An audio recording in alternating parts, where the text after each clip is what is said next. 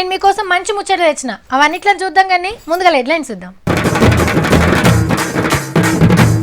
రైతులకు ఫిరీకిస్తారట ఎరువు, తగ్గినట్టే వ్యవసాయం మీద కొంత బరువు. పనికి పైసల పథకం 1, 2, 3 టేబుల్ల మీద అందించిన సాయాలు అంటే టేబుల్కు 10,000 అన్న 10,000 30,000 మొత్తం. అమ్మో ఎరువుల కోసం రైతుల తిప్పలు చూడాలి, చిన్నగా ఉంటాయా? కాలం వెళ్ళిపోతుంది, ఏడాపు ఉంటుంది. యూరియా బస్తాలు దుక్కి మందు తెద్దామంటే అన్నో ఇన్నో అదలో బదలు చేసుకొని దుక్కినం కాడిపోతే ఓ కిలోమీటర్ అంత పొడుగు లైన్ ఉంటుంది. పొద్దాక లైన్లో నిలబడ్డా మడతానికి వచ్చేసరికి ఉంటాయన్న గ్యారంటీ లేదు. ఎరువులు వేయకుంటేనేమో పంట మంచిగా రాదాయే. ఇక తెలంగాణ రైతన్నలకు ఇగే తిప్పలు తప్పినట్టే. ఇవాళ నేను చెప్పేది పెద్ద చరిత్ర. దేశమే ఆగమవుతుంది, కదులుతుంది. కేసీఆర్ పుట్టిందే అందుకు కావచ్చు నాకు తెలియదు. వచ్చే ఆర్థిక సంవత్సరం నుంచి తెలంగాణలో రైతులు వాడేటటువంటి 24 లక్షల టన్నులు లేదా 26 లక్షల టన్నుల ఎరువులు ఏవైతుంటాయో 100కు 100% ఫ్రీగా రైతులకు సప్లై చేస్తాం. 100%. ఏహే ఎక్కడిది సార్ని మాట్లాడిస్తే ఒట్టు చప్పట్లే చప్పట్లు.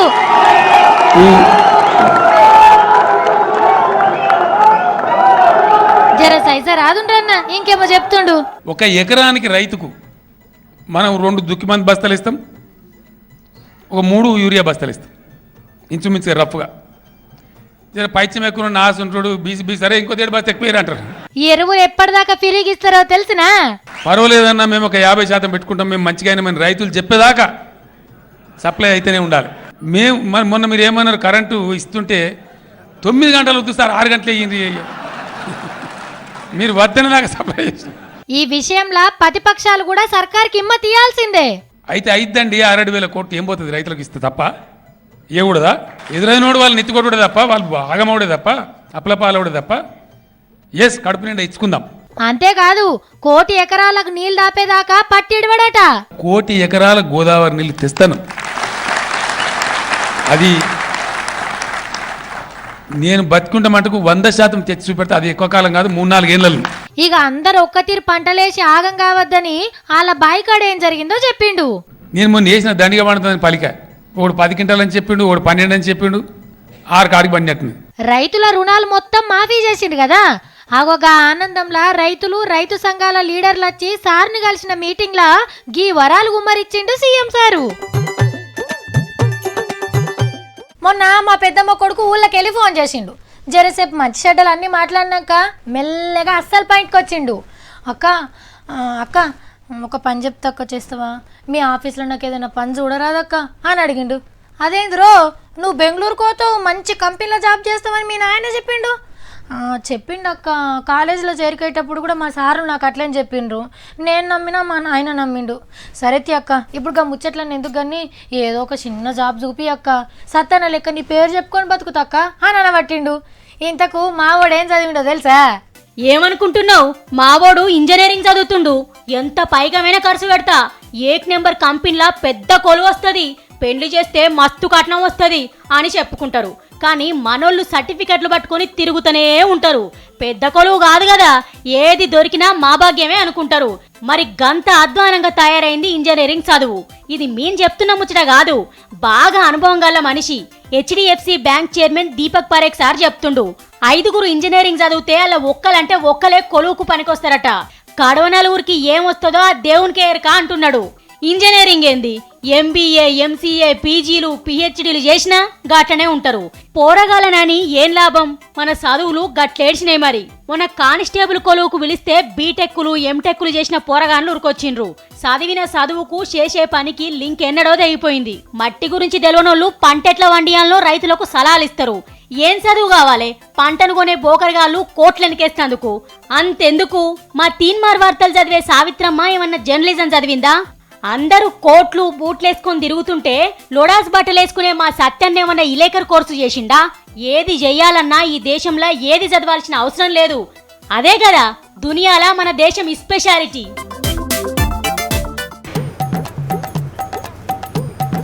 दो नंबर टेबल में एक चाय.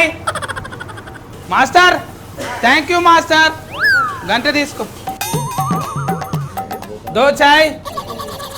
చిచ్చా తాగు తాగు చిచ్చా సిగ్గుపడకు పానిక బాటిల్ దేవు 1 2 3 టేబుల్ల మీరు అందించిన సాయలు అంటే టేబుల్కు 10,000 అన్న 10,000 30,000 మొత్తం ఇచ్చేయి పని చేసినా కదా 30,000 ఇచ్చేయి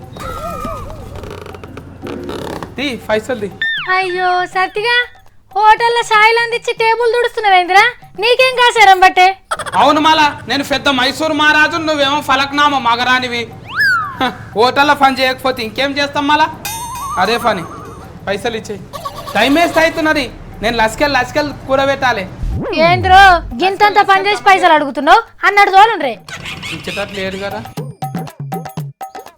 మనకు పని దొరికింది ఓ అక్క నువ్వెందుకు తిప్పలు పడుతున్నావు నేను దోమతో జరుగు ఇది ఇదే కదా కాగితమే కదా ఈ డేకిస మూతి వలిగిపోయింది కదా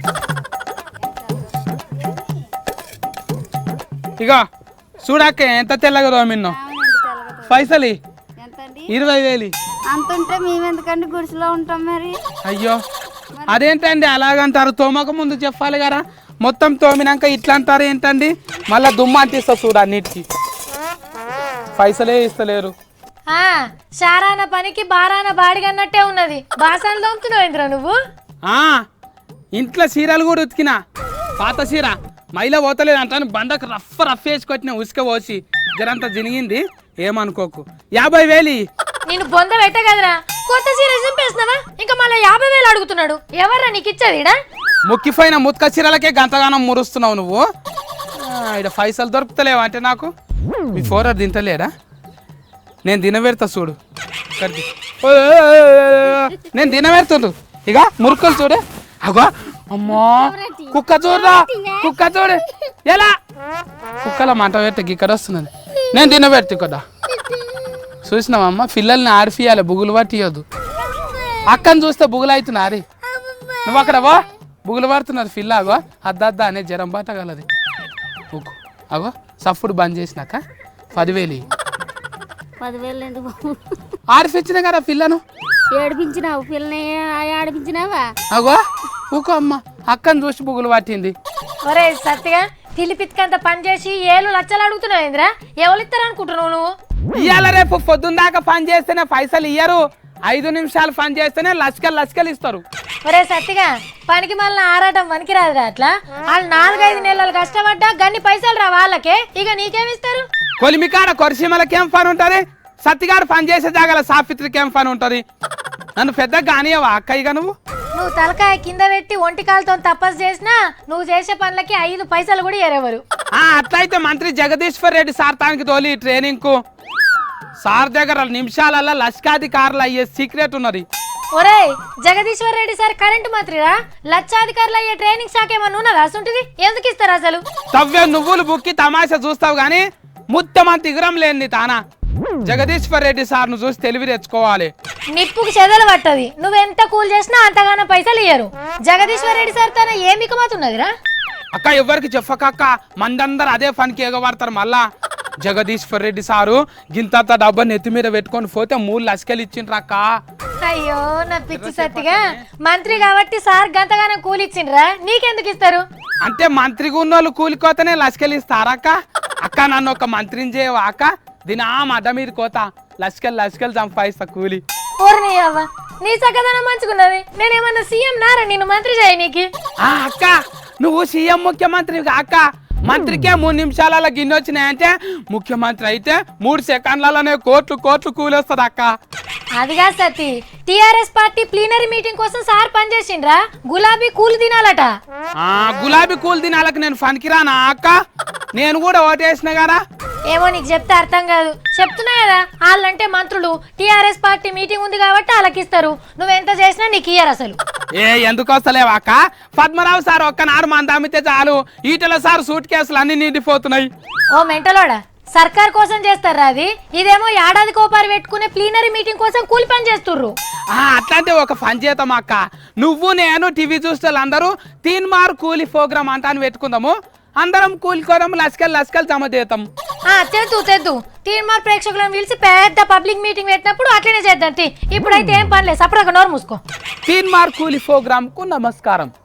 3 నిమిషాలల్లా ₹1,00,000 తీసుకోబడను, పని చేయించుకోబడునా బోర్డు పెట్టుకోవాలి. ఇట్లా మనము అప్పుడప్పుడు ఫేస్బుక్లలో వాట్సాప్లలో రైతులకు సంబంధించినవి చూస్తుంటాం. వస్తువును తయారు చేసే కంపెనీడే దాని ధరను నిర్ణయం చేసినట్టు పంట వండించే రైతే దాని ధరను నిర్ణయం చేసే రోజు రావాలి. బాస్మతి బియ్యం వండించే రైతు కంట్రోల్ బియ్యం బువ్వ తినే రోజులు పోవాలి. అసలు రైతు లేనిదే రాజ్యం లేదు. జై కిసాన్. ఇగో ఇట్లా పంపి ఇది మీకు నచ్చినట్టయితే లైకులు కొట్టండి, షేర్ చేయండి. దేశాన్ని ఏలే పాలకులకు చేరేదాకా పంపుతూనే ఉండాలి అని ఉద్యమం చేస్తుంటారు.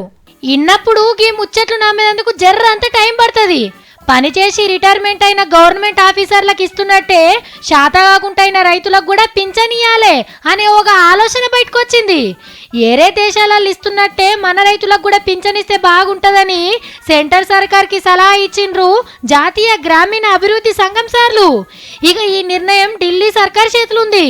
ఇస్తే ఎంత పింఛన్ ఇస్తారు, ఎప్పటి సంది ఇస్తారు, అందరికి ఇస్తారా లేదా అనేటి వెనకసిరి తెలుస్తాయి. ఇయ్యాల్సిందే మరి. రెక్కల బలం ఉన్నన్ని రోజులు ఎంత చేసినా ఆఖరికి ఏం మిగులుతుంది? ముసలోళ్ళు అయినాక నొప్పులు రోగాలతో నవ్వుతుంటారు. ఈ సుంటోళ్ళకి పింఛనిస్తే అదో ఆదేరు లెక్క ఉంటుంది. కంపెనీలు పెడుతున్నామంటేనో ఆఫీసులు తెరుస్తున్నామంటేనో ఎవరెవరికో కోట్ల రూపాయలు గుమ్మరిస్తారు. దేశానికి అన్నం పెట్టే రైతులకు గా పింఛనిచ్చినా చాలు సార్లు. ఇంత చేస్తే ఈ దేశం నాకేమిచ్చింది అనే మాట రాకుండా పెద్ద ఆదేరు అనుకుంటారు. ఓ దేవుడు, ఈ నడుమ చాలా మందికి సెల్ ఫోన్ టవర్ ఎక్కుడు సోకైంది. ఊ అంటే ఊరుకు, ఆ అంటే ఊరుకు పోయి ఎక్కుతున్నారు. అదేదో మరిసెట్ అయినట్టు. నిన్న చూడలేదా, కర్నూలు చిన్నోడు కూడా టవరే ఎక్కే. ఇది కూడా టవర్ల వార్తనే, కాకుంటే ఆ టైప్ కాదు. ఇంటికో షెట్టు పెట్ట శాత కాదు కానీ గల్లీకో సెల్ ఫోన్ టవర్ ఉంటుంది. ఊర్ల తాటి చెట్లు, పట్నంలో సెల్ టవర్లు. మనతానే కాదు దేశమంతటా వరుసుకొనుంది టవర్ల వనం. అయితే మధ్యప్రదేశ్ రాష్ట్రంలోకి వెళ్ళి ఒక అన్న దేశం పెద్ద కోట్ల కేసేసిండు. సెల్ ఫోన్ టవర్తోనే నాకు క్యాన్సర్ వచ్చిందని. మా ఇంటికి దగ్గరనే ఒక టవర్ ఉన్నది. 14 ఏళ్ల సంది ఇంత నా పానం మింగుతుంది అని బాధ అంతా వసుకుండు. ఫోన్కి సిగ్నల్ వచ్చినట్టే అదేదో రేడియేషన్ అని వస్తుంది. అది చాలా డేంజర్. దీంతోనే క్యాన్సర్ వచ్చిందని చెప్పే వరకు ఎమ్మటే టవర్ని ఊడవీకేయండ్రి అని సుత్తతోని కొట్టి మరీ ఆర్డర్ వేసిండు జడ్జి సారు. ఇట్లా టవర్ వీకేసుడు దేశంలో గిదే ఫస్ట్ అట. మరి సెల్ ఫోన్ టవర్లు అంటే ఊకనేనా, సైలెంట్ బాంబు లెక్క అని చెప్తారు. టవర్లకెళ్ళి వచ్చే సిగ్నల్లతోని పానాలకు అపాయం. దమాక్ చక్కగా పనిచేయదట. ఊకే నెత్తి నొప్పులు, కడుపులో తిప్పినట్టు అవుతుంటదట. ఇక కడుపుతో ఉన్నోళ్ళు గీ టవర్లకు ఎంత దూరం ఉంటే అంత మంచిదట. మనకే ఇట్లయితే ఇక పిట్టెలు బొట్టెలు జీవరాశికైతే టవర్ అంటే యముడే.